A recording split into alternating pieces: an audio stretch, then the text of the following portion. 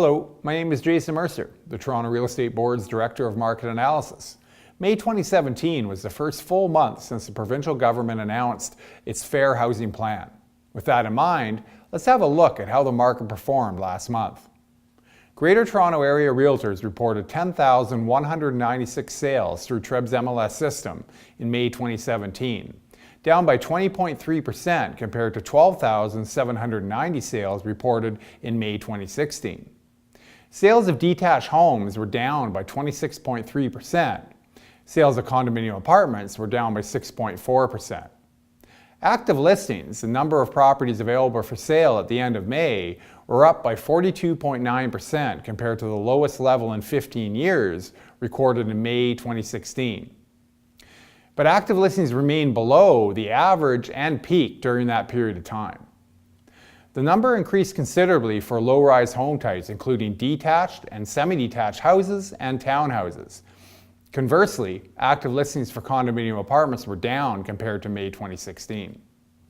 These numbers show that home buyers definitely benefited from a better supplied market in May, both in comparison to the same time last year and to the first 4 months of 2017. However, even with the robust increase in active listings, inventory levels remain low. At the end of May, we had less than 2 months worth of inventory. This is why we continue to see very strong annual rates of price growth, albeit lower than the peak growth rates earlier this year. Selling prices continue to increase strongly in May compared to the same month in 2016. The MLS Home Price Index composite benchmark price was up by 29% year over year. The average selling price for all home types combined for the TREB market area as a whole was up by 14.9% to $863,910.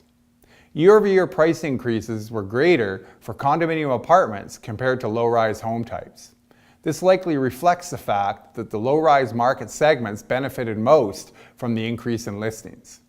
The actual or normalized effect of the Ontario Fair Housing Plan remains to be seen. In the past, some housing policy changes have initially led to an overreaction on the part of homeowners and buyers, which later balanced out.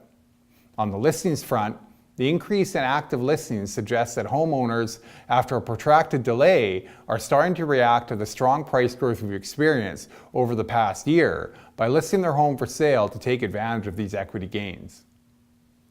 In its Fair Housing Plan, the provincial government committed to consulting with housing market players with regard to developing long-term solutions to address housing supply. TREB certainly welcomes the opportunity to work with all levels of government on effective policies pointed at the housing market.